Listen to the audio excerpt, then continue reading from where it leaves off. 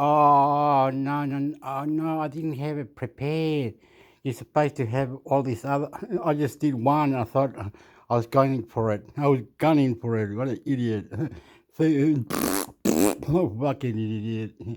I was gunning it. I don't know. What's the word? Gunning it. Is it sexy and you know it? Give me sex. Give me sex. I love you. I love you. Silly me. Goofy. Very beautiful place. Very nice place. Very beautiful. Nicely. Fucking God. YouTube, I love you, YouTube. I love you, YouTube.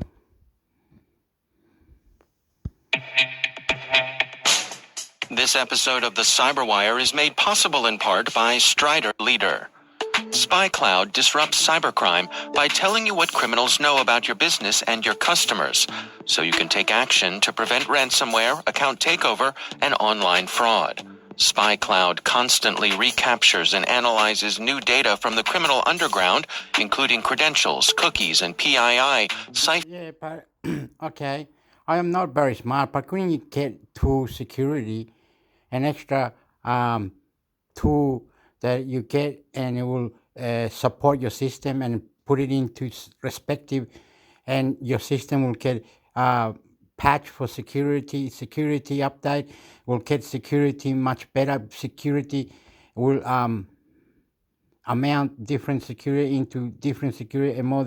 Four different security in one update, right? The new one, because you flashed your thing, you did the tools, for extra tools and four extra tools, bloody from one system that updated. So you put it in your computer, download the program, put it in your phone, and it'll get you extra security and more cleaner, more better. It cleans apps, it cleans this, it tells you more things. Tools, security tools for your phone, security tools for your extra security tool system. You need to know someone that's computer savvy, that can know how you can extra security, and extra security is more like cyber attack that you're getting, or anything that is, and you're getting more help. YouTube is wanting more money. YouTube wants more money. YouTube wants more. YouTube can help. YouTube can help. Extra security for YouTube. Extra security for Google. They won't track us. They won't track us. They won't sell our data. No one is security tools. We need more security tools to go into our system to help and clean our system, and more updating the system. Beautiful, nice. I love you. Thank you. And online fraud. And it's going to be more in the future. YouTube, Facebook, Google, all cleaning the settings, cleaning up the things. Don't be shy. Don't let the cat tag your tongue. I am beautiful. I'm intermixhector. I am here for you. Love you. Thank you. Cloud constantly recaptures and analyzes. I love you very much. Is new data from the criminal underground, including credentials, cookies, and PII siphoned from malware-infected devices. With knowledge of the specific data criminals have in hand from InfoStealer malware on managed and unmanaged devices, security teams can respond with a more efficient and getting Google, YouTube, Facebook, Twitter, Instagram, and other websites, social community, social media, social interacting, social alternative, social everything. But we need security for those things where we go. Tools, more cyber security, more beautiful and more creative, more advanced, more up to more things. Don't be shy. Let it all go. Win. We humans need to win. The humans need to win. Protesting. Joe Biden. Australia security, cyber security. I love you. Please get married. Effective process called post. I love you very much. Infection remediation. Get SpyCloud's post-infection remediation guide outlining the 7 steps for preventing a malware infection from becoming a full-blown ransomware incident. Visit spycloud.com/cyberwire. That's spycloud.com/cyberwire. And we thank SpyCloud for sponsoring our show.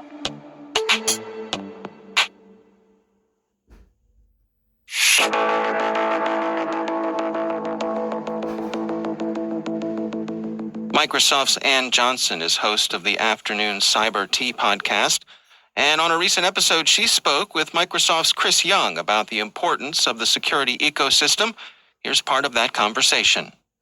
Speaking of partnerships, let's go to our core job, at what you and I do daily. So you have this really large remit where you think about business development, you're thinking about the company strategy all up, and of course you lead, the ventures team with Michelle Gonzalez. But I want to focus for just a minute about ecosystem and why you think ecosystem is important, even for a company like Microsoft. And why do you think it's so important for the security ecosystem to exist and help our customers and our partners? No company can solve all the problems themselves. Number one, I think, and that's true in any space, I think it's especially true in security. Like, nobody's got 100% of the solution, partially just because, security is a living, breathing problem. It changes all the time. It changes faster, I'd argue, than other elements of the technology landscape. And that's one of the reasons why ecosystem work is super critical to security.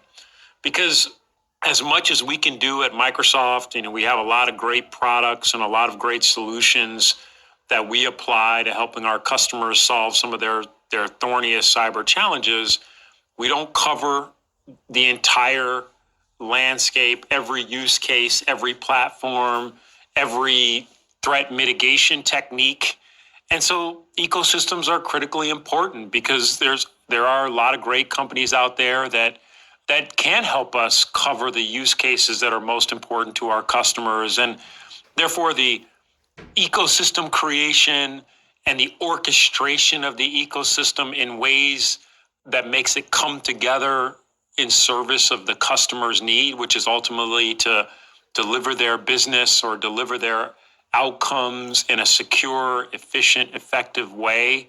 That's really what's most important. And as you point out, Anne, that's such a huge part of our role inside of Microsoft, is to be the orchestrator of these ecosystems, to bring companies together from outside of Microsoft with all the great people here inside of Microsoft who are trying to solve these problems on behalf of our customers, and then to help our customers get the most out of the ecosystems themselves. It's hard, right? Because, we all know some of the classic challenges that people face in cyber, a lot of vendors, a lot of stitched together solutions. Part of our goal in these ecosystem programs is to make it feel more seamless, to take some of the burden off of our customers so they don't have to do all the heavy lifting of bringing together some of the different solutions they need to ultimately solve their problems. So why is it your view that it's so important to have this vibrant security startup community? Startups they're the lifeblood, I think, of our industry. I think that's true in broader tech, and it's also true if you double click down into cybersecurity. And the reason is they move us forward. Here's a good example. I talk about this. I talk about this all the time, which is, if I think about just take endpoint security, until companies like Cylance and CrowdStrike came along, a lot of the endpoint security industry was AV signature based. And in today's world, we've all moved on. Why? Because innovation happened. It didn't happen in the big companies. It happened in the startup landscape. Happened to be a bunch of McAfee alums that went out and did it. You could argue about, the outcomes of the companies. Obviously CrowdStrike has done really well. We don't see Cylance as much anymore. They're part of BlackBerry. But they push the industry forward in a unique way, and I think we're all better off for it. You can hear the rest of this conversation along with all of the episodes of Afternoon Cyber Tea on our website, thecyberwire.com, or wherever you get your podcasts.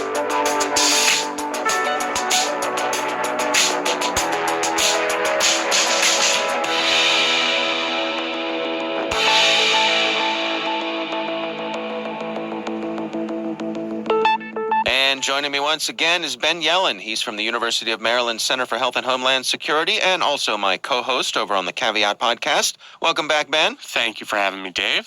So article over on the IEEE Spectrum website, and this is about a class action suit that's being brought against GitHub Copilot and their parent company, Microsoft, about these claims that these AI engines are basically pirating open source software. What do you make of this, Ben? So this is really fascinating. We have an issue here that I think is novel and extremely complicated. So Copilot, as probably most of our listeners would know, is an AI pair programmer for software developers. It suggests code in real time, but the input is, at least as alleged here, copyrighted material. Somebody has actually developed the code that goes into the system that leads to Copilot spitting out suggested code. This is open source software as well. So obviously the vision of open source is that anybody can use it and access it. But there are individuals, and that's the nature of this lawsuit, who think that their own creative work in developing these lines of code is being used without attribution. And eventually, if somebody uses the output from Copilot to make a profit, that's going to be a violation of our intellectual property laws. There's another side to this story, though, and I think that's best articulated by Kit Walsh, a staff attorney at the Electronic Frontier Foundation. And Kit argues that training Copilot on public repositories is fair use. Fair use allows for the analytical use of copyrighted work. So for academic purposes, for learning purposes, the question here is whether this counts as fair use under our intellectual property laws. What Kit is saying is that Copilot is ingesting code and creating associations in its own neural net about what tends to follow and appear in what contexts. Right. And that is sort of doing analytical, that's the equivalent of doing analytical work on somebody else's copyright protected material. Yeah. Really, this could boil down to how much Copilot is reproducing from any given iota, any element of the training data that was used as input. And that's something that's somewhat metaphysical. We might not know exactly how much of the suggested code comes from a distinct piece of data that somebody else's copyrighted work. So this is a really complicated issue. I'm not sure we're going to get a satisfying resolution for a long time, but I can understand why people who have poured their heart and mind into developing lines of code would be upset by it being used potentially to profit somebody else without attribution. Yeah. It strikes me that at the core of this is whether or not an AI system can express creativity. And is it if you're able to input things and it's able to come up with novel solutions based on inspiration from other people's work, to me that's new work, as opposed to just cutting and pasting some lines of code. That seems pretty clear cut to me. Right. If you find some code that you had put in your book about programming in whatever language, and the AI takes it and just pastes it in there and doesn't even change any of the variables, well, we've got an issue here. But if the AI is inspired by the code you write, as you say, that's a lot fuzzier in my mind. And can an AI even be inspired? Is that a thing? Right. Because unlike us, you used an example on Caveat where we talked about this as well, of going to an art museum, being inspired by Picasso or whomever, and going home and coming up with your own painting inspired by his work, even though it's unattributed. Right. And that's a really interesting metaphor, but in that case, you're using your own creativity. You are using the contents of your own mind to turn the inspiration from somebody else into your own distinct creative work. And is that happening with artificial intelligence? It's a hard question to answer. Can a computer have creativity? Or are they just are they just digesting pieces of information and spitting them out algorithmically? It's something that I don't think is clearly answerable. Well, I think we all need to go back and watch the Star Trek The Next Generation episode, Measure of a Man, where Lieutenant Commander Data is put on trial as to whether or not, as a computer, he has the rights of a human being. I think it's all pretty well laid out. Maybe you and I can turn that into like a one-act play where we just do that scene and we have attorneys on each side arguing the best arguments on behalf of their clients. Yeah. I sense that's a good creative work in our future. Yeah. All right. Well, this one, more to come for sure as this develops, and I find it fascinating. Ben Yellen, thanks for joining us. Thank you.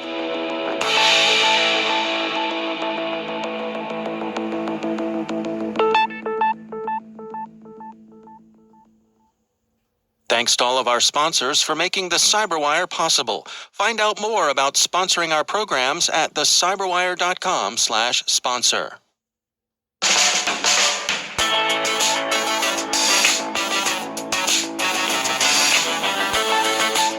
And that's the Cyberwire.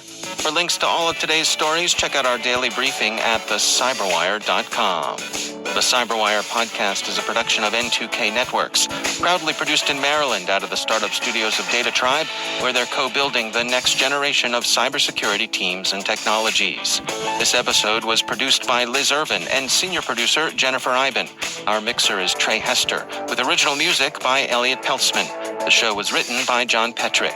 Our executive editor is Peter Kilpie, and I'm Dave Bittner. Thanks for listening. We'll see you back here tomorrow.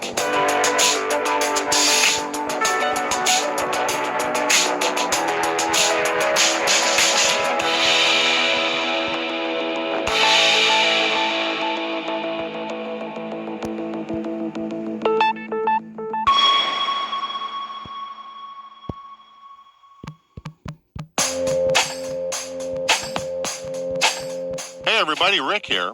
If you're anything like me, you hate commercials. So subscribe to CyberWire Pro and get all of our public podcasts ad-free, as well as our exclusive CyberWire Pro podcasts, briefings, articles, events, and bonus content. Designed for the busy professional, CyberWire Pro. It's time for Twit This Week in Tech. Father, about $8 billion just to keep Twitter afloat. Over and above his $44 billion. Over and above. And he's got interest coming up of more than $1 billion. $1.4 billion is what the interest payment will be at the end of the year. He's got to feel a little trapped right now. He's very trapped. I notice he's not tweeting as much. He's not. But, I mean, if you look at it, so 92% of his revenue came from ads. He was $200 million in the hole in Twitter's best year. It has not been their best year. He's lost about conservatively 35 to 45% of his highest advertisers, which means that even with all the job cuts, if you include the debt that has been added onto Twitter, it's a minimum of $2 billion in the hole a year.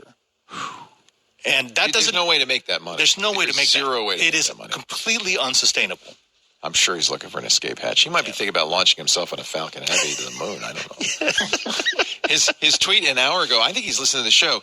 Instagram makes people depressed and Twitter makes people angry. Which is better? Elon Musk, come on Twit. I know, exactly. Come on, guy, explain your side of it. Tell us what your plan is. Yeah, Elon, meet the real Chief Twit. Yeah. Mm-hmm. No, I don't think he wants to meet me. Now, that's the see that big laptop, Leo? Yeah, The what's one below? that? Yeah. Grab that one. So these are Chromebooks that Acer gave me. Chromebooks, these are not Windows machines. Those are not Windows machines, but This is a big... God, you can make a sandwich out of those. This is a backbeat. It's got like one on either side. a 16-inch. Oh, It's a beautiful screen. It's Got both Mario. Does it Yeah. have Luigi? This is a gaming. It's a gaming Chromebook. This is designed for gaming. Oh. does it have Luigi? Yeah, it sounds good. It looks good. It's got that all-day battery life. 14 hours on a single charge. Is it a IPS screen? It looks That's really an IPS nice. screen. This one's got an i5 in it. And look how it has the WASM lit up. So you Of can- course, you got to get your WASDs. WASD. I mean, Yeah. Now, and it's of course it's an RGB keyboard, so in the night you know exactly what you need to punch. It's not a touchscreen, but I got to punch Luigi. No, who's that? I want to punch that other guy. I hate him. Bowser. Wario? Oh, Bowser. Mario's no hero either. Yeah. This is nice. That's a Chromebook. How much? The 600. That's not bad. That's not bad, and it's That's actually a premium it's Chromebook. a very, very nice machine. I was surprised because when I think of Chromebook, I think cheap build. 120 hertz screen. Yeah. 16 gigabytes of 1600. memory. It's got an i5 in it. It's got a 256 gigabyte NVMe SSD. It's an IPS screen And that's you know, running 2560 by because 1600. You can now run Linux on Chromebooks. Yeah, this could be a great Linux box. This might be my new desktop. That's pretty nice. It's dedicated graphics, but it's Intel. It's Iris. It's dedicated. the new Iris one. Right. Graphics, yeah. But they really sell this as sort of a cloud-based gaming book. So you've got the NVIDIA service or the Amazon service. Sorry, Stadia. Oh. Sorry, Stadia. Wait. You had a Stadia, right? Yeah. Did they give you the parting gift? The Bluetooth upgrade to my Stadia controller. So now it can be used anywhere? Thank you. That was a good thing to do. And that worm game they gave us. They gave you the worms? There's a. It's not the worms. It's a worms. They had a worm game they were using to test Stadia. That was the final drop. Oh, that next week. So sad. It's over. But just look at that screen. Seriously, I remember when I thought that high refresh rate screens were a gimmick. No, 120 hertz makes a difference. Oh my gosh, it makes such a difference. Pretty good. Yeah, it looks so nice. Would you game on this, Paris?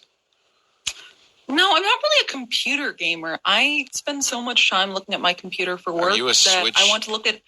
I'm a Switch person. I've been thinking about getting the Steam Deck as of late. I'm really excited. The new. Okay, I know. Try and help me decide what I should get. I had the Steam Deck. We bought it. Actually, Micah bought it. And I played with it for a while, and it's big, it's heavy, but still a 7-inch screen. Yeah. If you're going to play those games, play them on a desktop. It's the nice thing about the Switch is it's games designed for that platform, and they're great. What are you playing right now? I mean, I'm really excited for the new Fire Emblem that's coming out. I think either within the next week or so. On Switch? Fire Emblem Engage. It's going to be on Switch. Yes, I believe it's a Nintendo exclusive. This is going to be my next couple quarters of gaming. New Zelda's coming out in May. Oh, okay. Quite an exciting time. You were an Animal Crossing fan, were you not? I mean, I was certainly, I think, when Animal Crossing came out. That what saved else me did I for the have to first do? year of the pandemic. Yeah. That kept me alive. It was pretty fun. At least I had a little village I could go to with animals. I got really into Disco Elysium a couple months ago. I know I'm like 2 years late to that game, but if you haven't you're never played late for that game. Everyone should. Connie is smiling benignly at us like, you nerds. I live in a family surrounded by games. I mean, there was that whole period of time when Uncharted was going on in the background, and then Last of Us, which I had to leave the room for. Personally, the game that I discovered during the pandemic was a deck of cards. Oh, that's nice. And now, whenever we go anywhere, so wait, like on a Switch, a deck of cards on a Switch or an Xbox? Solitaire, the game on your phone. It's this thing Nintendo used to do about 100 years ago. They made cardboard playing cards. People don't realize that. Yeah. I mentioned that fact once, and people are like, no, that's not true. I'm like, no, seriously. They used to make cards. Pokemon was a card game. So Connie, are your kids excited about the TV show The Last of Us, which comes out next week? So it'd be my son. I think he's a little busy in school right now. I am curious. The reviews have been mixed on it. There are things that have scared me in the past, and I have to say, just watching from afar that game being played scared me. So, not on my list. It's a really good game. Yeah. Now, Leo, I discovered a game during the pandemic, and you want to read the number of hours that's been played? So he's showing me his Steam login. 6 hours? No. Oh, 4 million. 4,661.6 Oxygen not included. It's addictive. And what is the premise of It's basically just like a colonization simulator.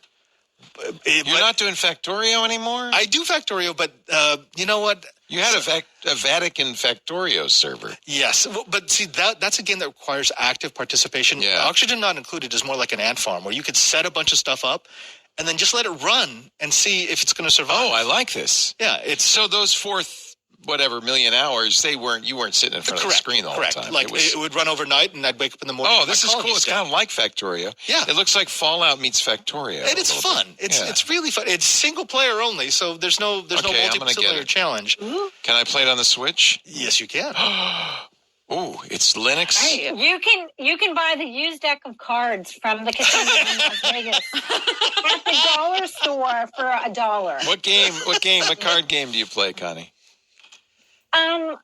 Sometimes we play War. Sometimes we play War. Come poker. on, Spades. All kinds of poker. Spades. No, wait, Connie. Do you have 4 players? Can you play Spades? You need 4 players. It's usually my husband and myself traveling, and now we've made it a point, going back to your app there about restaurants. finding cafes where we go and sit down, Perfect. get some coffee, and play. That's what Lisa and I do. We always bring a deck of cards. We play cribbage. You ever play cribbage? There's an antiquated game. Now, my table game isn't so portable because I play mahjong. And that I saw you played mahjong with your 50 family. pounds of tiles to do properly. That was the cutest picture of you and your dad was sitting there and your mom and you were playing mahjong. My mom cheats. Cheats at I'm mahjong? right now. Mom, I know you're cheating. I know you're cheating. She wins way too much to not be cheating. Connie, is she like at least good at cheating? Does she have like a good bluff? Oh, she's excellent. So mahjong, you're sitting. I've just seen people play behind like ivory tiles, correct, with Chinese characters and pictures of dragons and stuff on them. Mm-hmm. And then there's a pool in the middle. It kind of looks like Scrabble. It kind of looks like Scrabble, and it's a card game. So the whole idea is to get 5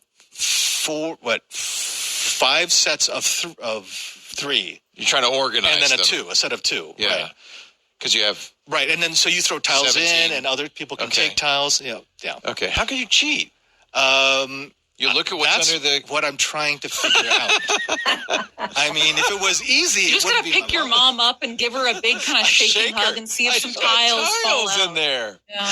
And the worst thing about it is she's such a good winner that it's hard to be mad at her. She's it looks like I won again. Oh, I'm sure you'll get it next time. I'm like, Connie, have you ever played cribbage? I have not played cribbage. We are a backgammon family. Backgammon's nice. And then when you play cards, you play rummy, gin. We play all sorts of things. I mean, get a whatever cribbage makes board. I'm telling you, I started playing cribbage in college because you could play it when you were really high. It does no. So wait, did you use the pegs, or were there something else that you put in those? Yeah, sure, you could do it. Well, we used to take bong hits on the turns, actually, now that you mention it. The idea is you gain points. You have hands. You could play from 2 to 6 players, and you play the cards out, and then you count your hands. And you can do it pretty high. And then it's whoever wins this little pegging race. And it's really fun. That's not all cribbage boards look like the number 20. You cannot play mahjong high. It will not you couldn't. No, and that's what I'm looking for in a game, to be honest. Okay. Not anymore, but... No. Well, I mean, Leo, maybe this will work. Have you I need tried Merkel. Merkel. It's a Merkel. Huh? Merkel. It's a Merkel. It might also stop marijuana. I have... It might stop your heart, too. It might stop your heart. But you're not drunk. Exactly, right? On the bright side. If you're dead, you don't have a hangover. So I wanted to show you, speaking of ChatGPT and AI, I've been using a new search engine, which I'm starting to think might be my new permanent search engine to replace Google. You pay for it, $5 a month. Okay. So there's no ads. Okay. It's called Neva. It's from former Google executives. But look at this. See this paragraph at the beginning? Instead of the Google knowledge box that's stolen from Wikipedia, it uses a AI to generate a summary of a number of, and it gives you footnotes so you know where they came from. And this is actually a very good use of it. Give me something. Let's see. How does a pope get chosen? Right? We all know the white smoke and all of that stuff. Let's see what it does here. Conclave, yeah. That no, but it didn't generate an AI thing. Religion is too... maybe it's too... how do I quit smoking?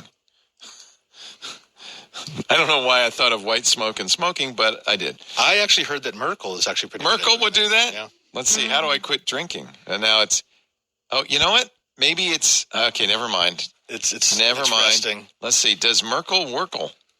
Does Merkel work? Oh, you know what? It's auto-completing it. Oh, here it comes. Merkel is a pre-drinking pill that is said to break down up to 70% of alcohol after 60 minutes. It's a probiotic supplement.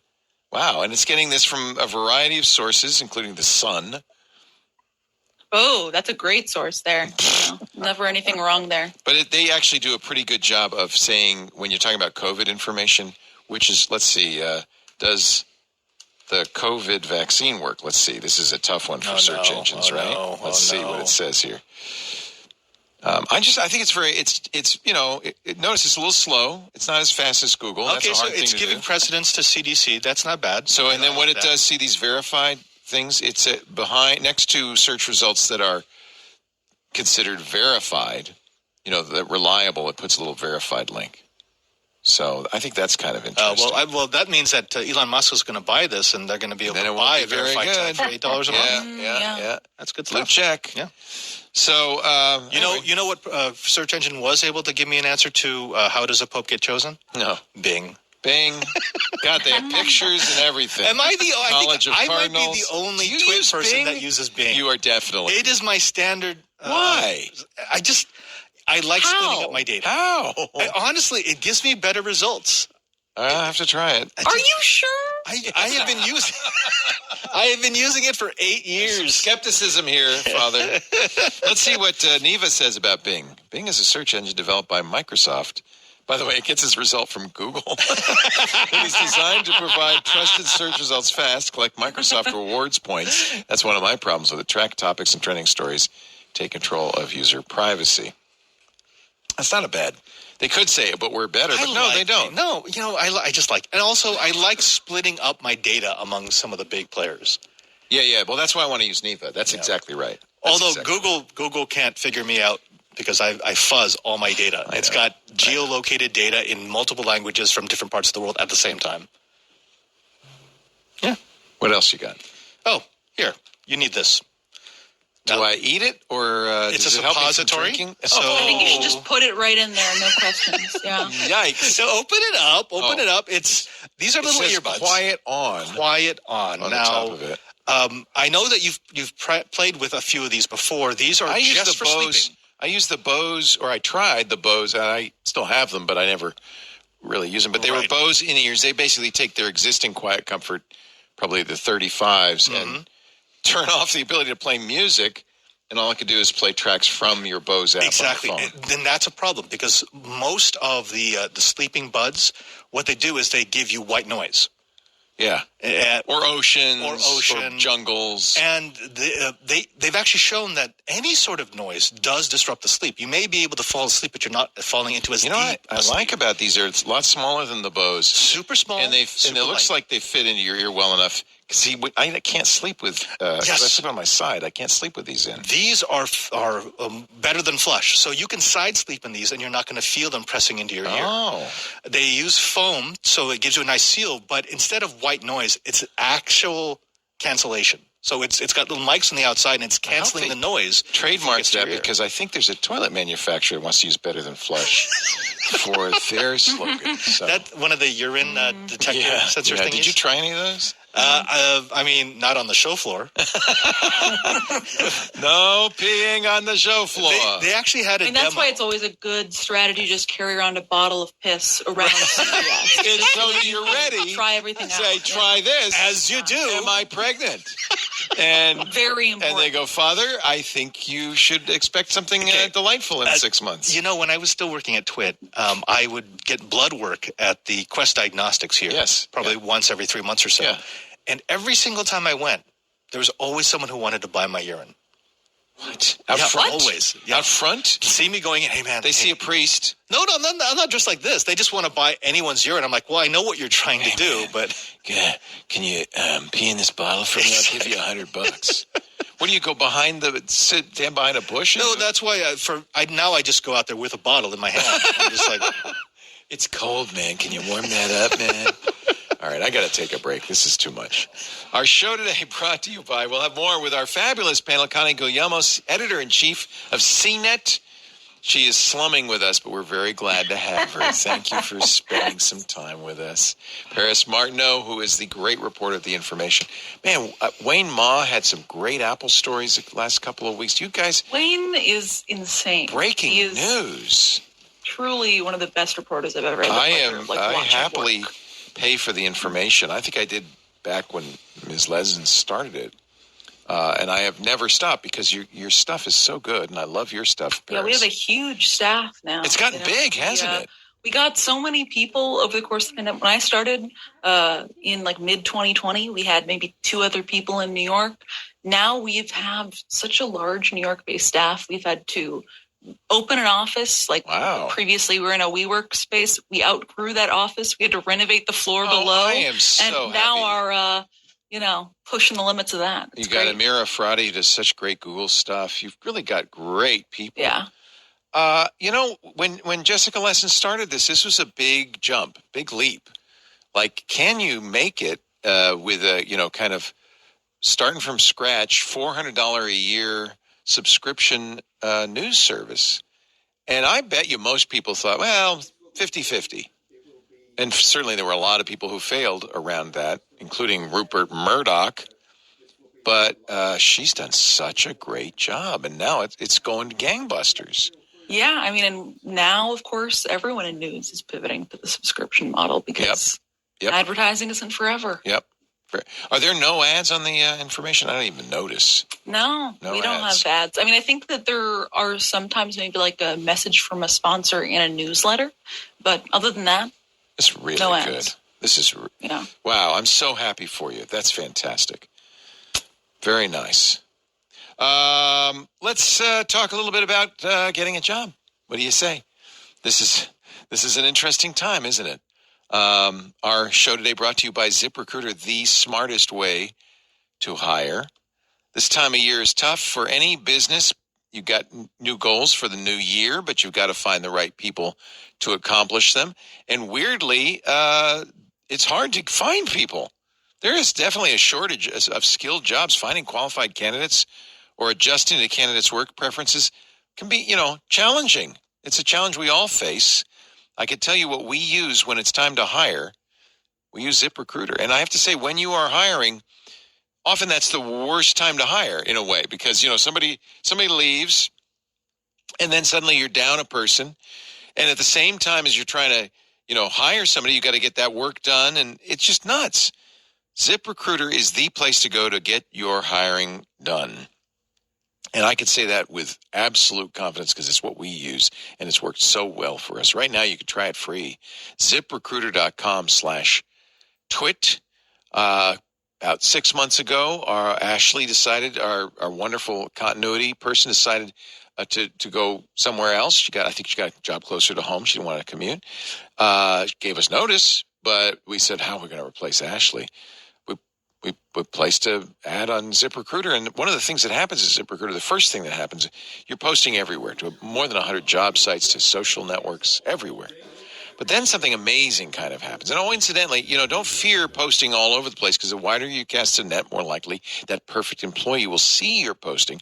But then you say, I don't want 100 people calling me or mailing, putting, email. And it all goes to the ZipRecruiter interface, all of it, including the resumes, which they reformat so they're easy to scan. You can have automated screening questions to eliminate people who are just not right for the job. But then the magic happens at ZipRecruiter because they have this technology. What they do is they match the requirements of your job to those resumes, and they find candidates who fit your needs and then tell you about them. At which point you get to decide, am I going to invite them? And I have to say, it's been our experience when you send out a personal invite, hey, you look like you'd be right for this job. Would you be interested? Those people respond. They come to the interviews. It's a whole different experience because they're so happy to be, welcomed in. We found, and this is often the case, Lisa posted it at breakfast. By lunch, we had 3 or 4 great candidates. In fact, the only challenge for us was figuring out which of the 4, I think we ended up interviewing 3 or 4 people we were going to hire. We hired Viva. She's fantastic. Thank you, ZipRecruiter. By the way, when you post, ZipRecruiter offers attention-grabbing labels that will let the applicants know that you are flexible. Things like training provided. Those kinds of things really help. ZipRecruiter also has a user-friendly dashboard. Like I said, filter, review, rate your candidates in one place fast. ZipRecruiter, let them find the best people for all your roles. 4 out of 5 employers who post on ZipRecruiter get a quality candidate within the first day. For us, usually within an hour or 2. See for yourself. Go to our special address so you can try it for free. ZipRecruiter.com/twit. ZipRecruiter.com/TWIT. ZipRecruiter. ZipRecruiter, smartest way to hire. ZipRecruiter. Thank you, ZipRecruiter. I don't know why I'm making up a jingle for them. I wonder if I could use ZipRecruiter to get more priests. I bet you could. I remember going on Christmas Eve to a mass many years ago. 20 years ago, there's a little church you probably know in San Francisco where they still do the Mass in Latin. Oh, yeah. It's a French church. Mm-hmm. And I thought, it'd be fun to hear the Mass in the High Latin, in the old tongue. And the whole sermon was, we need more priests. Anybody want to be a priest? We need more priests. And I thought, that's probably not the message you want to put up. It's kind of true. It's kind of true. I mean, when I entered the society This is in fact, that we can't do it because there will be so much downside for everybody else. You know, a member of the United States Congress at one point asked the Attorney General of the United States, are these banks not only too big to fail, but too big to jail? And essentially, that is the view that continues and continues.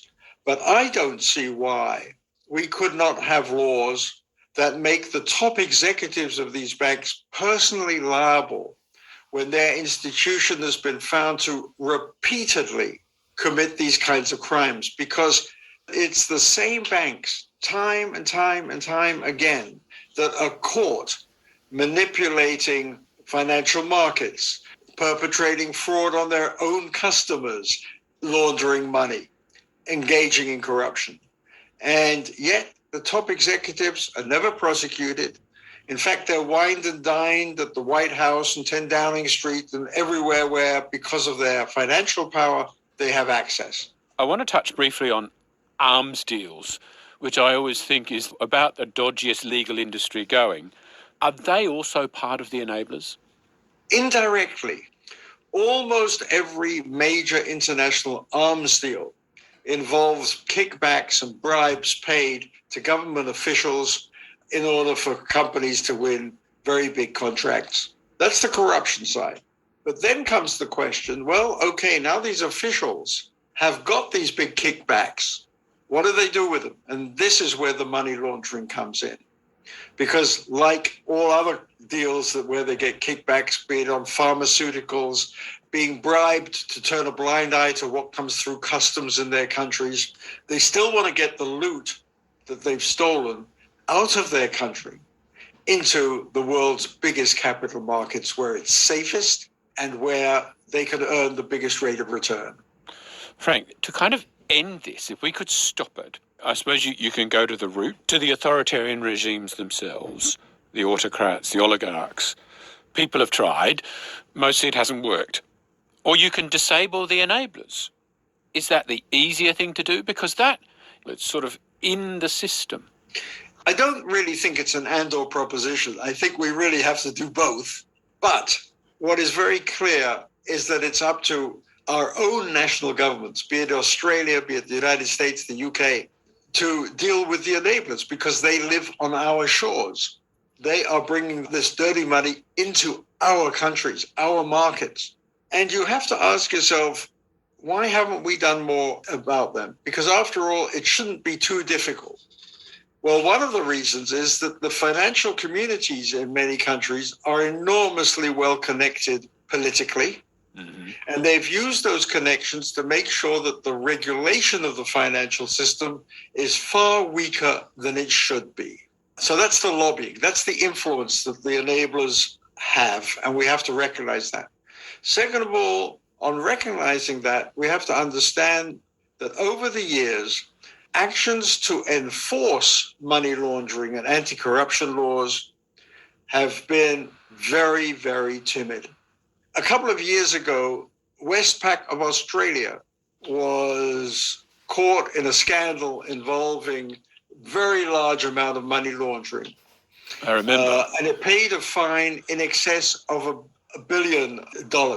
A very big fine, I think the largest in Australia's history. The question is, this was a money laundering scandal with many, many accounts that apparently had been going on for quite a long time. And you had to ask yourself, why hadn't the banking regulators found this earlier? And the truth is, in Australia, in the UK, in Europe, in the United States, banking regulatory authorities are underfunded.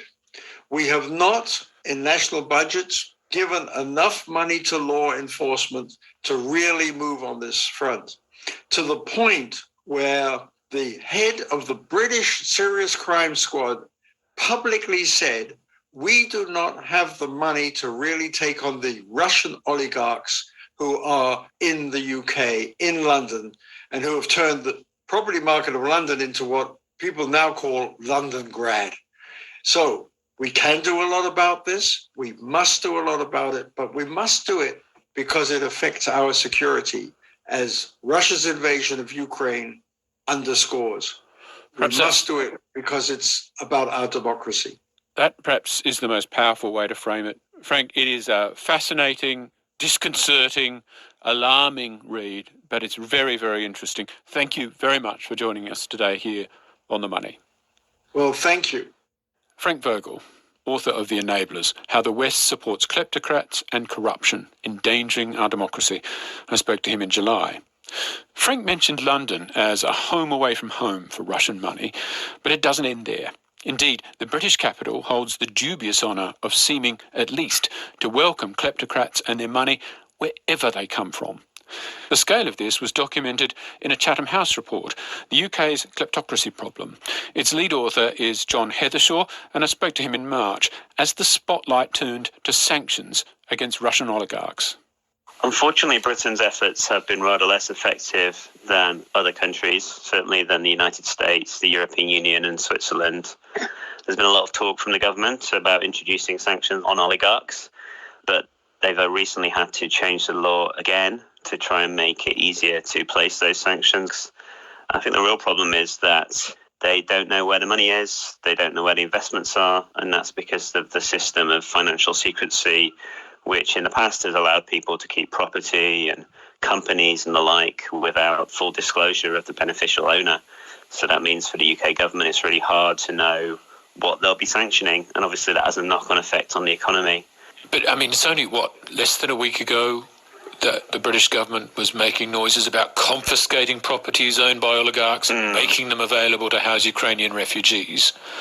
So that was kind of bread and circuses. Well, it's a crisis, so the government needs to be seen to act, and it seems the government likes to announce things before it knows it has the capacity to do things. So what happened was you had EU countries confiscating yachts and properties, whereas the very same individuals weren't even sanctioned yet by the UK. So I think that speaks to sort of chronic structural problems within the system, where we're not sure of some of the legal impediments in place, and we're fearful of big London lawyers who represent these people who might be able to push back. Well, you unpack with colleagues a great deal of this in a Chatham House paper which was published at the end of last year called The UK's Kleptocracy Problem. Briefly, what is the problem? Well, kleptocracy, which is not necessarily a familiar term to everyone, is a form of rule where political and economic power are fused, that if you're successful in business, you also have links to politics. If you're in politics, you probably have a great deal of wealth. And so you get a political economy dominated by a small number of people.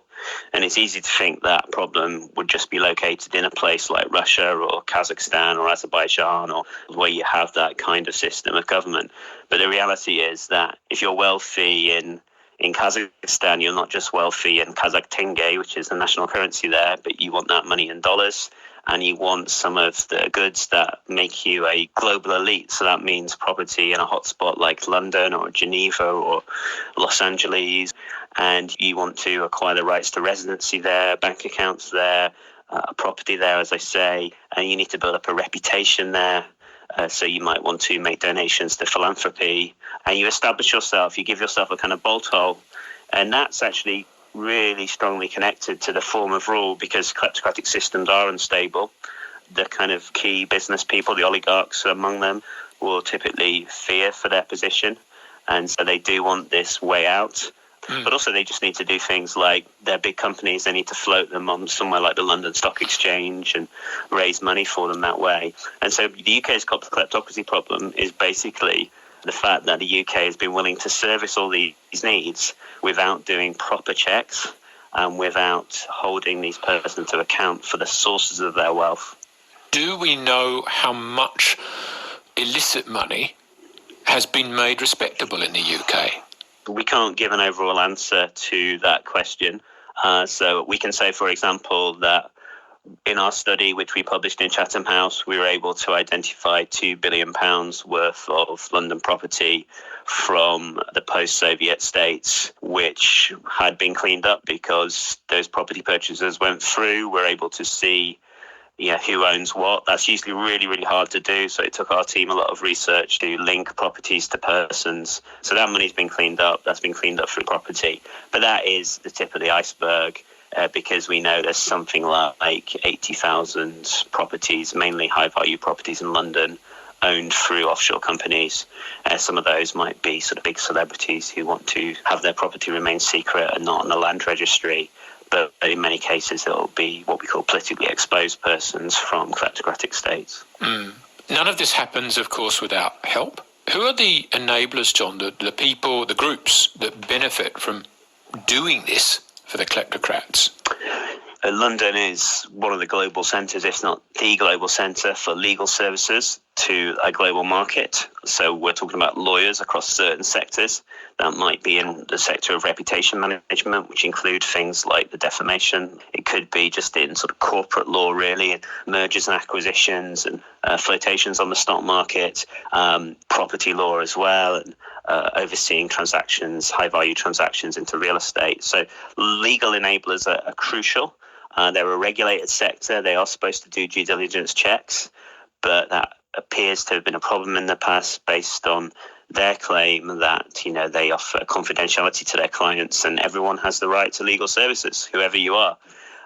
So, you've got big companies in the UK that, very large companies, very influential in Britain. It's their partners that sit on law society panels when a reform of the law is being proposed.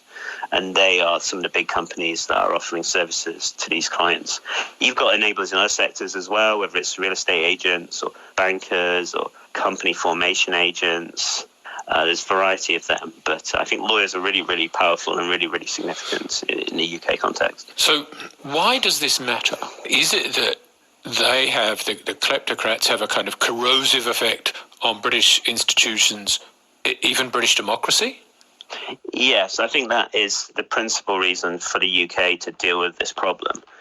We can see that the efficiency and the effectiveness of the rule of law is being damaged because all the chips are with those that have money and power, and the law seems to be written in a way to advantage them. The laws in the past, they're starting to change now, but they've allowed this kind of secrecy, which just makes it incredibly difficult to find out what's going on. And I think, that the litmus test of this is the fact that when you look at a database like we have of property purchasers by kleptocrats, you find that the only people at risk at all of finding that their property will be seized or confiscated are political exiles and not those who are incumbents in power. And what that effectively means is that the kleptocracies themselves are able to manipulate British law and ensure that it's their enemies who are subject to it whilst they are free from it. Yes. And that's not the rule of law at all. So there's that core problem, but I think there's a second problem which speaks to the international security questions of leaving yourself open to this kind of influence and allowing regimes like Russia to build up wealth partly through these connections, which then enables them to do things like what we've seen with the invasion of Ukraine. It's a small part of the picture, but it is a part of the picture. Now, John, what is your estimation of how interested the British government is in pursuing this sort of approach? Well, there's been a lot of talk over the last few months after the Kazakhstan crisis and now Russia and Ukraine.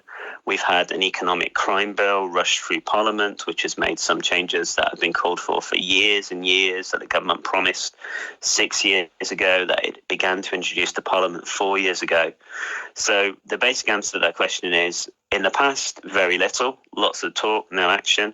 Recently, we've seen serious action, some of which is really positive, significant reforms like bringing in a proper system for a public register of properties, which has been long needed and is now coming through.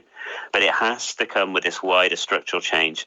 Now, that's been promised too, because there'll be a white paper following on from the current economic crime bill. There'll be a second economic crime bill to address this. And so those of us who are involved in providing the evidence base and the big civil society organisations like Transparency International, Spotlight on Corruption, and these people, they're really trying to hold the government's feet to the fire to make sure these are not hollow promises, that there won't be sort of big loopholes carved out. So the government claims it's interested, but there's often a very big gap between rhetoric and reality with the current government, I'm afraid. So we will believe it once we see not just the law passed in Parliament, this second law, but when we begin to see the case law be achieved, whereby you can see proper enforcement actions by the National Crime Agency and convictions in the courts, including of the enablers who have been turning a blind eye to obvious evidence of corruption on the part of their clients. Yes, that will be a very profound and important change. John, thank you very much for joining us today. No problem at all. It was a pleasure. John Heathershaw is at the University of Exeter and lead author of Chatham House paper, Britain's Kleptocracy Problem. And that's it for now. Next time on The Money, climate change economics. Thanks to producer Kate McDonald and sound engineer Wayne Ewan. I'm Richard Adey. This is an ABC of value to me. Activities. We're spending a huge amount of time online. For the UK, the average is over a day a week. So for some people, it's obviously much more than that. And so we need to track those activities as well. And, is it doing your online banking? Is it watching streaming services? Is it doing search activities? Is it doing work emails? So we're starting to get these very rich data sets about how people are spending their time. I mean, not so many countries do this, and they're not as regular as one might like, but that's the kind of data that we're going to need. But there's more to it than that, isn't there? It's not just that I spend this much time doing X and that much doing Y. It's ascribing a value to me for those different activities. Well, that's the tricky bit, because unlike going out and buying a cinema ticket or a bag of apples, there's no market price. So we've got to think of how to value the way people spend their time. And the reason for that is that we want to make comparisons across individuals or across countries, or think about what's happening to different groups in the population. And you can do that either by thinking about what wages would they earn if they were doing that as a paid activity. You can ask people through surveys to state the value they assign to it. So one way is to do these monetary measures. Another alternative is to ask people to kind of rate psychologically what amount of enjoyment they get out of the different activities. So there are two alternative approaches there. Economists like the monetary one because it's a sort of familiar measuring rod of what's going on in the economy. And just to be clear, for each of us, there's work for which you're paid. There's also the productive work for the home, which are much more done by women than men. So doing the washing, preparing food. There's leisure time, and all of these have a different value to us. Yes, so there's the enjoyment value, and that varies obviously among people. Some people might enjoy doing the ironing, and I hate it so much I never pick up an iron from one end of the year to the next. So you can think about it in that way, or you can think about it in how much would they get paid to do that in the market, or what's their salary doing other things that they might do, so you can think of those kinds of measures as well. But, there's intrinsic enjoyment in jobs like being a professor or being a creative artistic person or a gardener who enjoys being out in nature. So one of the things to think about is factoring in that intrinsic enjoyment as well. And that goes for activities in the home also. What would be the value for policymakers of knowing more about what we're doing with our time?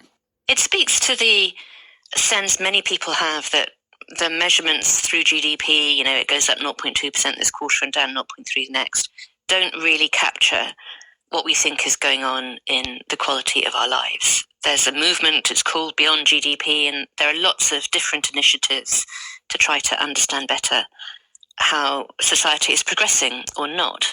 And I think many people have a sense that we've had the financial crisis, we've had the pandemic, we've got the inflation shock going on now, that the system that we have isn't working very well. And maybe using different kinds of lenses, including looking at how people spend their time and how much they enjoy their days, is a good way to think about a better way of measuring progress. Because after all, you don't get out of bed saying, what am I going to buy today? You ask, what am I going to do today? It's all about how we spend our time in our limited number of days on Earth. That, I think, leads to the best known of the alternatives or additions to GDP, well-being. Treasurer Jim Chalmers has mentioned it, and New Zealand already has a well-being budget. But what is it? Catherine Trebek is a strategic advisor for the Centre for Policy Development. Catherine, what are we talking about here? So when I talk about well-being, I really mean quality of life across the board. So things that really shape people's opportunity, their connections with each other and with land, and also their agency, so their potential to impact things. So all sorts of different things would come into that. Things like shelter, health, quality of jobs. Are they paying enough? Do they have dignity, meaning and purpose, relationships, safety, a whole suite of different information, and understanding also how they link together, how they flow onto each other. So, for example, if you've got a country that's doing well on its educational front, that's going to yield different outcomes in terms of quality of jobs, perhaps also in terms of crime figures and safety, and also poverty and so on. So understanding those interlinkages and ripple effects and flow-on benefits if we can be clever about things. So if we put aside what it's measuring, what does a good well-being measure need to have? So it's got to be about outcomes. What are the results for communities? How are people faring? Not just tallying up how much we're spending. So it's got to be about outcomes rather than inputs. We also need to, as statisticians would say, disaggregate it. So not just be subject to the tyranny of averages and just have, say, for example, a per capita measure, which averages out how the rich are faring and how the poorest folks are doing. We need to really understand that diversity, but also different places in Australia, men and women, for example, different demographics. So we need to sort of, again, look under the bonnet and understand how different parts of Australia are faring. It also needs to be timely and needs to come out regularly enough that it can keep the conversation going and we can understand changes over months or years. And it also needs to be, I'd say, based on and really come from conversations and dialogue with communities. It can't just be a couple of, say, public servants, incredible and smart though they are, sitting in a room and saying, this is what our measure needs to be about. It needs to really be based on a conversation with Australians. It's not enough for well-being, or indeed any other measure, just to be captured. You've got to do something with it.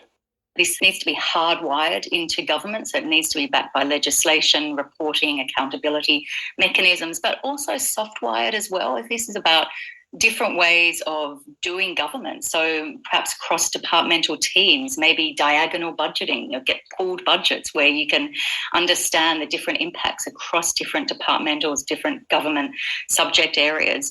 And all sorts of different countries are really experimenting with different ways to put this agenda into practice.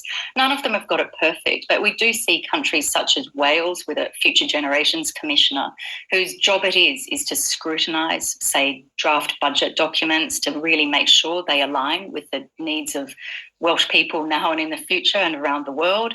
You've got New Zealand with its wellbeing budget, and one of the most exciting aspects of that, I think, is that it really encourages departments not to submit budget bids just on their own, but to team up and collaborate and understand those interlinkages between their respective areas of work. It's actually, it could amount to a radical retooling of public service and wider government, really. Not radical in the sense of a wild overhaul, but more certainly about updating and ensuring that the processes of government and ways of working and information that government uses are suitable for the realities of our time. So yes, this is going to require new ways of working together within government, elevating wider suite of priorities rather than those, say, traditional narrow economic measures that have their place, but they certainly don't give us a full picture of how our communities and our environment's faring. How much of it is going to be about empowering communities, so it's not just a top-down thing? Richard, it can't be a top-down thing. This has to be about putting communities and their needs and their voices at the forefront of what sort of priorities are important for governments and businesses also to focus on. This has to be about designing our economic systems and government processes in service of that in ways that are fit for what communities here and, to be honest, around the world really need in this day and age. So it can't just be a top-down thing. This also has to be about shifting dialogue, about shifting power balances, who is around the table when these decisions get taken. It also has to surely nail down accountability, because politicians are very adept at not taking the blame for things going wrong and taking the credit when things go right, even if they haven't had a lot to do with it. It's got to make the people, politicians and indeed others, responsible for delivery. Entirely. And one of the challenges, I think, if we're honest with this, is that some of these impacts are going to take time to bring about, and their benefits may be many years in advance. And I often say that politicians need to govern as if they mean to stay, not just focus on the 3-year term that we have here. But accountability is a vital aspect of this. And the Welsh Future Generations Commissioner that I mentioned earlier is a really good example of embedding that in government processes, and I think it'd be fantastic to see that in Australia. But I think you and your colleagues in the media have a role in this as well. What sort of questions will you be asking the Treasurer the day after he brings down the budget, for example? Will you be asking around what's he going to do for GDP per capita, or what's he going to do for the number of people who are sleeping rough on our streets, or for the health of our ecosystems, or for young people who are scared for their future? Those sorts of questions we need to really bring into prominence. If we're going to get that far, we have to agree what to measure. The metrics Jayati Ghosh is talking about, a labour market indicator, how much of the population can afford a nutritious diet, carbon emissions per capita, and time use, they're all part of well-being in a way, and each could end up on a dashboard. Diane Coyle. There are lots of dashboards already, and I think the challenge for economists and the people who collect the statistics is to think about what's going to be a kind of standard that lots of organisations and countries will want to use, so that we can keep this comparability, this sense of benchmarking ourselves over time or against other countries. And that's the bit that we don't have yet. There's lots of exploratory work going on, lots of ideas around, and maybe a dashboard is going to be the right answer. I think it is. You look at your car dashboard, it's not just a speedometer, you've got some other indicators too. We can cope with that. But what are those items in the dashboard going to be? I think that's still an open question. I don't think inertia is the right word, but at the moment we do have something that we can all agree on, which is GDP, which we've used for decades. It's sort of getting past that, well, we've got this thing that we can all use and compare, to thinking, well, there are better measures that we all have to agree on. I think you've put your finger on it. It is like we all drive on the left-hand side of the road or the right-hand side of the road, and there may be many good arguments for switching sides, but you're not going to do it by yourself. There has to be enough agreement and a decision to switch. The statistics that we have for GDP, that's the United Nations organised set of definitions. Countries are all supposed to do it the same. So making that kind of technical switch, if you like, is going to require coordination. Jayati Ghosh is crossing her fingers. We are hoping that the UN, it has to go through the Economic and Social Council and then through the UN General Assembly. But if the UN adopts this, then it would mean that the statistical system requires every country to collect this data and provide it on at least an annual basis. That's huge. Of course, the UN would have to assist, provide technical assistance, financial assistance to countries that don't know how or cannot afford to collect this data, but it can be done. In fact, all of these indicators are actually easier to collect and involve less crazy assumptions than GDP does. Thanks to all of my guests today. And thanks also to the Money's producer, Kate McDonald, and our sound engineer, Amrita Betancourt. I'm Richard Adey. I'll see you next time. You've been listening to an ABC podcast. Discover more great ABC podcasts, live radio and exclusives on the ABC Listen app. I just like to say that, I said on my mouth. Okay, I like to say that if people don't get together, don't interest themselves together, don't do what they can together, whatever to get together, or something like love yourself, in yourself, watch yourself, who is yourself, what if you manifest, do crazy things, get out, exercise, plan it out, touch the door, say goodbye. I love you, door, goodbye, house. Bye, dear God. Try this, try that, new, move, run, gym, sport, hate, love, relationship, everything. Go, question, everything. That's what we want. We're doing, we're there. Okay, very nice. Longer not only do that. Where that for amigo?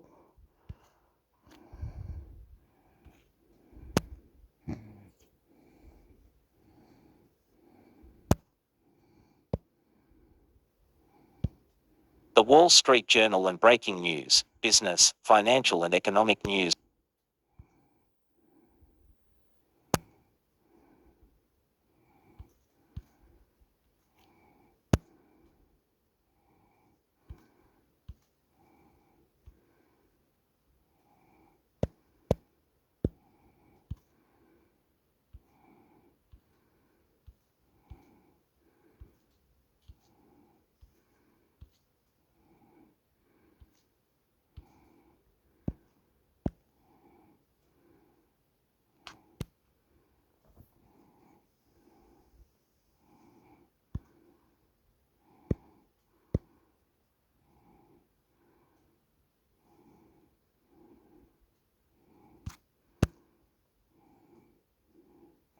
Okay, we gotta get into things, in put it in perspective and into the right directions to you to for YouTube to have more, and you pay to YouTube, you give all your money away to YouTube, and YouTube takes, and you created some business and you're now killing it. YouTube have helped you, you more not let the cat take your tongue, and don't be afraid, and everything was good, and jump and do, wow, yeah, wow, yeah, you think I can save you, you think I can save you, you can save you save me, I save you save me, question and reply, and YouTube, and more. YouTube wins different bottoms, updating.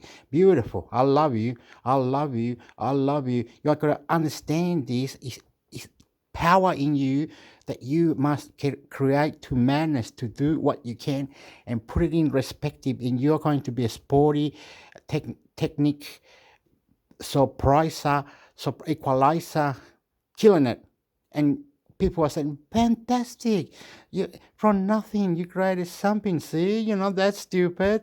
From nothing you can do what you can. You got to do. You're not rich. You're not famous. Beautiful. I love you. I love you. Thanks, Intermix Hector. Thanks, Intermix Hector. Thanks, Intermix Hector. YouTube, subscribe. And Google, and clean your settings, look around, use your imagination. Apple resurrects the full-size HomePod with a $299 price tag WSJ. Skip 2. Listen to article what to read next, most popular news, most popular opinion, recommended videos. This copy is for your personal, non-commercial use only. Distribution and use of this material are governed by our subscriber agreement and by copyright law. For non-personal use or to order multiple copies,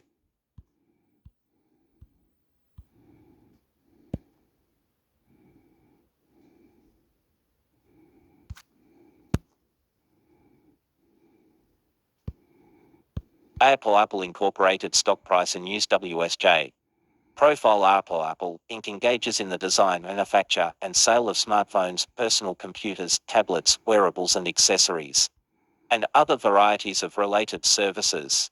It operates through the following geographical segments: Americas, Europe, Greater China, Japan. 1 Apple Parkway, Cupertino, California 95014, United States. Email, website, map, employees.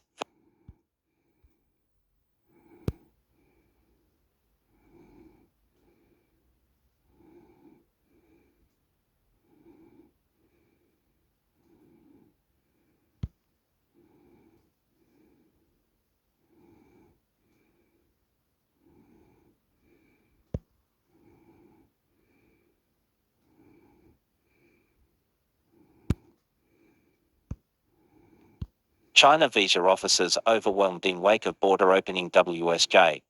Hong Kong. China has opened its doors to the world after 3 years of zero COVID controls, at least in theory.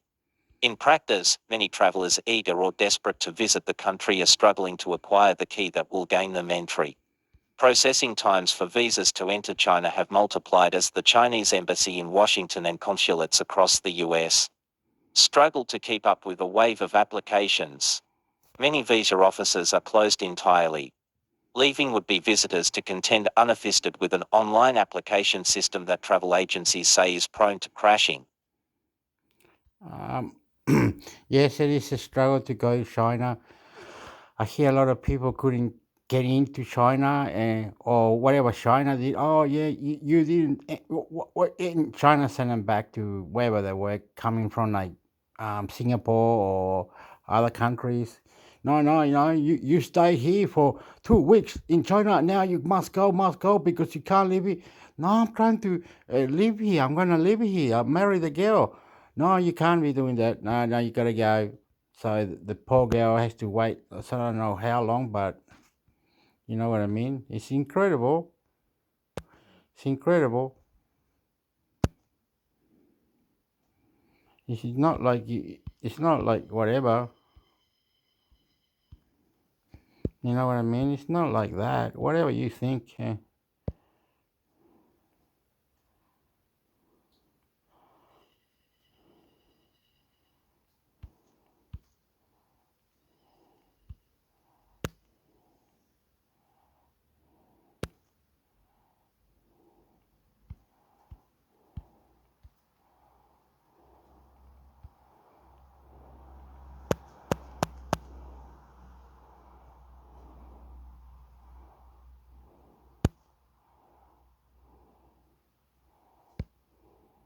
The Wall Street Journal and breaking news, business, financial and economic news, world news and video.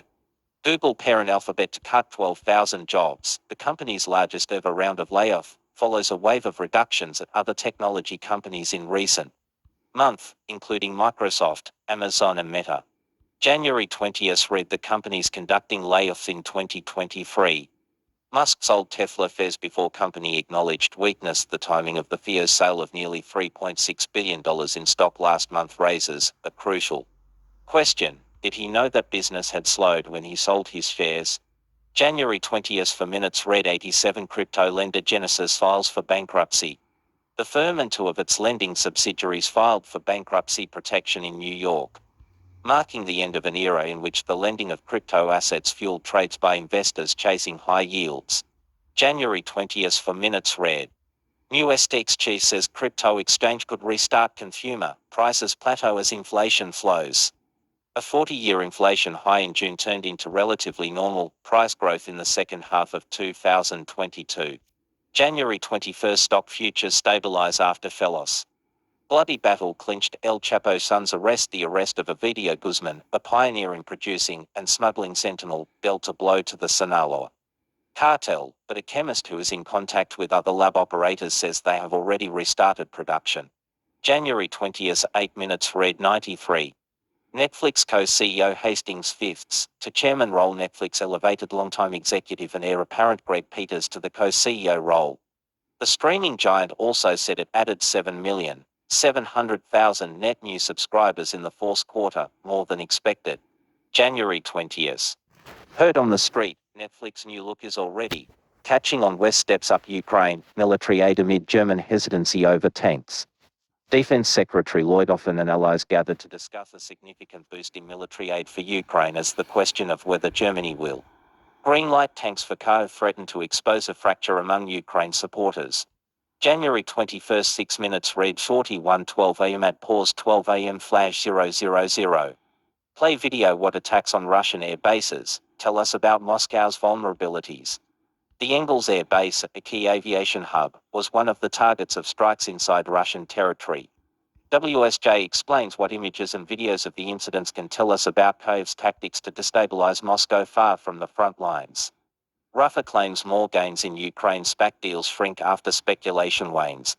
Small mergers to take startups public are replacing the splashy deals of 2021. January 20th for minutes read. How Ardern went from pandemic hero to political casualty. The New Zealand Prime Minister's resignation shows how incumbents who were widely praised for their early pandemic response are finding it difficult to pivot to meet the challenges of the post-COVID world. January 20th 6 minutes read. What to expect for tax season 2023 as tax season opens. Filers are facing expired covered tax breaks, abrupt tweaks to energy tax incentives and a delay meaningful for gig economy workers.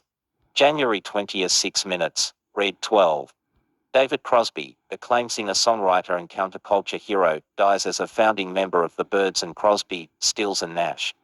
He channeled his gifts for songwriting, harmonizing and controversy into a more than 5-decade career. January 20th, 8 minutes read for Crosby's Life and Career Opinion Review and Outlook. Who would win a war over Taiwan? By the editorial board. January 20th, 5 minutes, read 506. Commentary.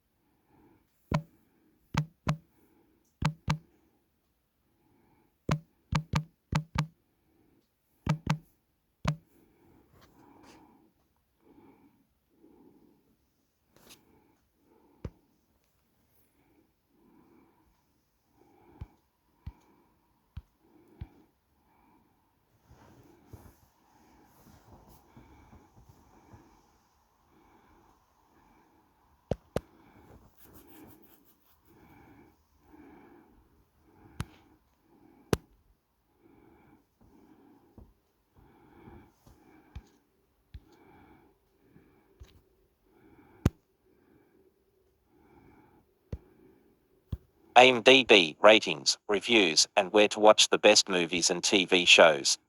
Sign in to access your watch list. Save shows and movies to keep track of what you want to watch. Sign in to IMDb More to watch. IMDb helps you select the perfect next show or movie to watch. Exclusive.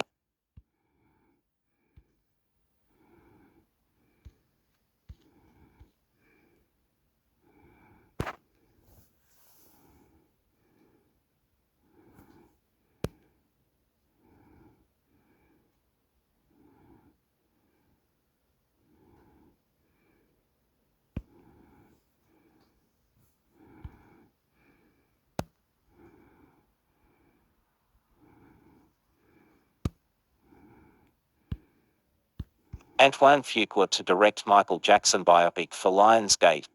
Antoine Fuqua, the man who directed such films as The Equalizer, Shooter, The Magnificent Seven and Emancipation, has been tapped by Lionsgate to helm their upcoming Michael Jackson biopic.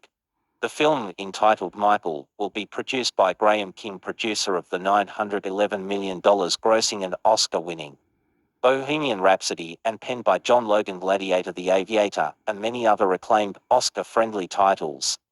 King will co-produce the film alongside John Branca and John McClane, the co-executors of the Michael Jackson estate.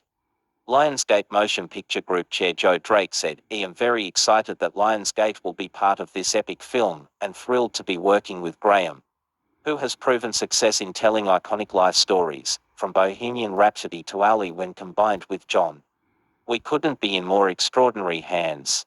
Added King, "I first met the Jackson family in 1981 and I am humbled to bring their legacy to the big screen. Sitting at Dodger Stadium watching the Victory Tour, I could never have imagined that nearly 38 years later I would get the privilege to be a part of this film," said Katherine Jackson. "Ever since Michael was little, as a member of the Jackson 5, he loved the magic of cinema. As a family, we are honored to have our life story come alive on the big screen."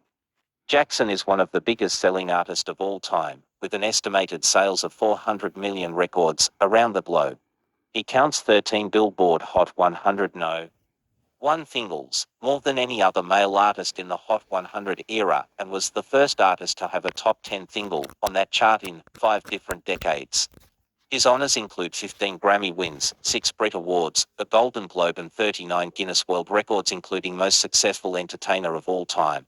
His inductions include the Rock and Roll Hall of Fame twice, the Vocal Group Hall of Fame, the Songwriters Hall of Fame, the Dance Hall of Fame, the only recording artist to be inducted, and the Rhythm and Blues Music Hall of Fame. King has become something of an expert at producing awards-friendly, commercially successful true-life tales. With hands in films like Argo, Ali and a currently in development Bee Gees biopic for Paramount. Lionsgate hopes that Michael will join a slew of successful musically inclined biopics. Think Ray, Walk the Line, and Straight Outta Compton that flourished in pre-covered times. Baz Luhrmann's blockbuster Elvis to $185 million global on an $85 million budget showed that the right real-life rock star could still qualify as a butts-in-seats marquee character. However, the recent Whitney Houston biopic, I Wanna Dance with Somebody, showed that it wasn't a one-size-fits-all formula.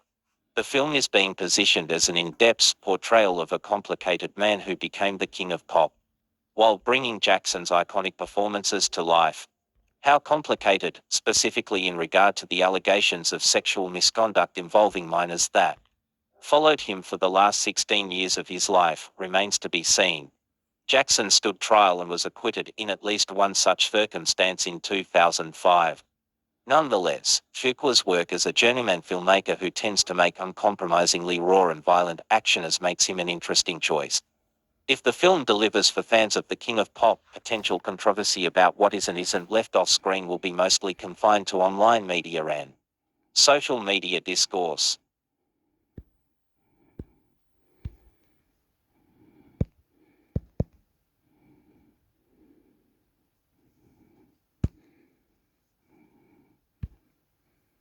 GLAAD Media Awards 2023 nominations list nominees. The Hollywood Reporter.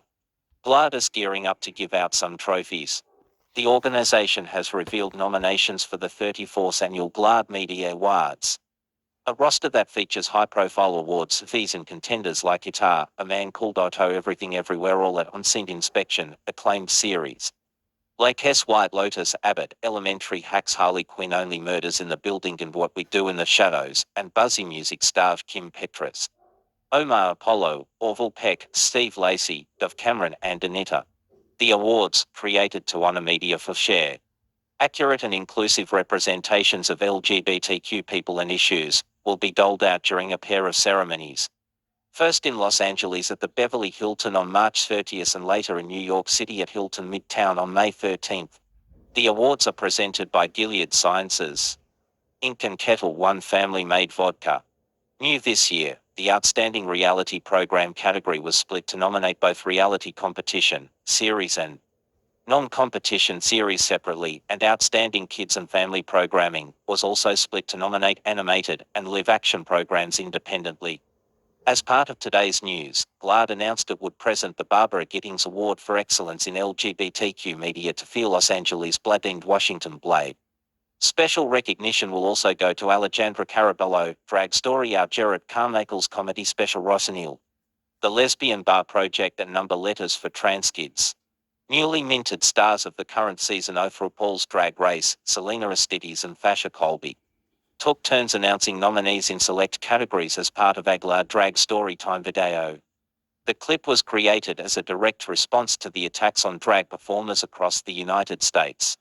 Performers like us are being threatened with anti-LGBTQ bills, nasty protests and even violence, Colby said.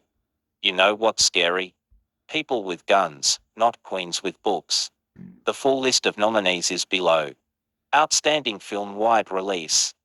A Man Called Otto, Sony Pictures, Bodies A24, Bros Universal Pictures, Everything Everywhere All at Once A24, Lightyear Pixar. Nope Universal Pictures, Cream Paramount Pictures, Spoiler Alert Focus Features, Strange World Walt Disney Studios Motion Pictures, Ashoka's Features. Outstanding Film Streaming or TV. Anything's Possible Prime Video, B-Boy Blues Bet Plus, A Christmas to Treasure Lifetime. Cross Hulu, Do Revenge Netflix, The Fallout HBO Max. Fire Island Hulu, The Holiday Sitter Hallmark, 3 months Paramount Plus, Wildwood Hulu, Outstanding Film Limited Relief. An A in Love Magnolia Pictures, Benediction Roadside Attractions, Bowling Wolf releasing Firebird Roadside Attractions. Dell Picture Strand releasing The Inspection A24, My Policeman Prime Video, Neptune Frost Kino Lorber, The Swimmer Strand releasing Wendell and Wild Netflix, Outstanding Documentary. All the Beauty and the Bloodshed HBO, The Andy Warhol Diaries Netflix, The Book of Queer Discovery Plush, Framing Agnes Kino Lorber, Mama's Boy HBO. Maurice Hines, Bring Them Back Stars, Woman No More Hulu, Queer for Fear Shudder, Firen's Oscilloscope, Stay on Board, The Leo Baker Story Netflix. Outstanding Comedy Series. Abbott Elementary ABC, Derry Girls Netflix, Hacks HBO Max, Harley Quinn HBO Max, Love, Victor Hulu, Never Have I Ever Netflix. Only Murders in the Building Hulu, Sex Lives of College Girls HBO Max, Sort of HBO Max, What We Do in the Shadows FX, Outstanding Drama Theories. 911, Lone Star Socks, Chucky Fifey, Good Trouble Freeform, Gossip Girl HBO Max, Grey's Anatomy ABC, The L Word, Generation Showtime, P-Valley Stars. September Mornings Prime Video, Star Trek, Discovery Paramount Plus, The Umbrella Academy Netflix, Outstanding New TV Series. A League of Their Own Prime Video, Heartbreak High Netflix, High School Amazon Freevee, Interview with the Vampire AMC, Flag Means Death, HBO Max. Queer as Folk Peacock, The Rookie, SEDS ABC, The Salmon Netflix, Somebody Somewhere HBO, Willow Disney Plus, Outstanding Limited or Anthology Series. American Horror Story, Nike FX, The Ignorant Angels Hulu, The Best Man, The Final Chapters Peacock, Welcome to Chippendales Hulu, The White Lotus HBO. Outstanding Reality Program. Bargain Block HETV, The Come Up Freeform, Samly Karma Bravo, Generation Drag Discovery Plus, Getting Curious with Jonathan Van Ness Netflix. Mathers Family Matters. The Real World Homecoming, New Orleans Paramount Plus, Southern Hospitality Bravo, Trixie Motel Discovery Plus, We're Here HBO. Outstanding Reality Program Competition. The Big Brunch HBO Max, Dancing with the Stars ABC, Legendary HBO Max, Lizzo's Watch Out for the Big Jewelers Prime Video, RuPaul's Drag Race VH1. So You Think You Can Dance Fox, Top Ses Bravo Upcycle Nation Fuse, The Voice NBC, Worst Cooks in America Food Network. Outstanding Children's Programming. The Doctaphorus Rex Dino Ranch Disney Jr., Samly Picnic Sesame Street HBO Max, Firebuds Disney Jr., The Mint Gala Strawberry Shortcake, Berry in the Big City Netflix, Pinecone and Pony Apple TV Plus, Outstanding Kids and Family Programming Animated. Amphibia Disney Channel, Battle Kitty Netflix, Big Nate Nickelodeon, Craig of the Creek Cartoon Network, Dead End, Paranormal Park Netflix. The Dragon Prince Netflix, Graphic World, Camp Cretaceous Netflix, The Owl House Disney Channel, The Proud Family, Louder and Prouder Disney Plus. Trick or Treat Scooby-Doo Cartoon Network, Outstanding Kids and Family, Programming Live Action. Better Nate Than Ever Disney Plus, First Day Hulu, Heartstopper Netflix, High School Musical, The series Disney Plus. Monster High, the movie Nickelodeon, Paramount Plus, Power Rangers, Dino Fury Netflix, Raven's Home Disney Channel. Rebel Cheer Squad, the Get Even series Netflix, Trevor, the musical Disney Plus, Zombies Free Disney Plus, Outstanding Music Artist. Anita Versions of Me Warner Records, Betty Who Big BMG, Demi Lovato Holly FBZK Island Records, Fletcher Girl of My Dreams Capitol Records. Haley Kayoko Panorama Atlantic Records, Honey D. John Black Girl Magic, Classic Music Company, Kim Petras Flat Pop Republic Records. Muna Muna Fattest Factory Records, Orville Peck Bronco Columbia Records, Rena Fawayama Hold the Girl Dirty Hit, Outstanding Breakthrough Music Artist. Brooke Eden BBR Music Group, Durkee Capitol Records, Dove Cameron Columbia Records, Dream Arizma Owl Recordings. Evel Kane Daughters of Kane Records, Isaac Dunbar RCA Records, Geordie 300 Entertainment, Elektra Records, Omar Apollo Warner Records. Renee Rapp Interscope Records, Steve Lacey RCA Records, Outstanding Broadway Production. And Julia A. Nomo Kimberly Akimbo A Strange Loop Take Me Out Outstanding Video Game Apex Legends Respawn Entertainment Flash, Electronic Arts. Desta, The Memories Between Useboy Games, Haven the Game Bakers, I Was a Teenage Exocolinist. Too many to, you know what I mean? I don't know, too many in my head.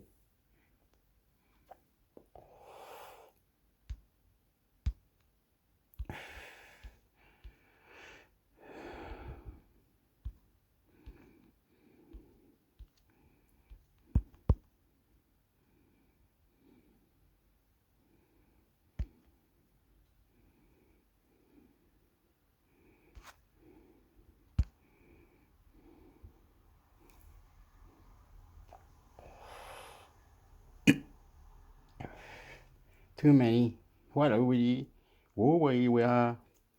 Come on, you can do it. Can you do it?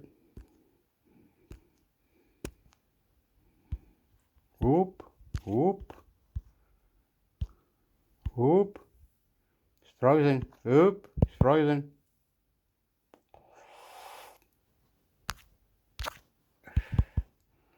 President.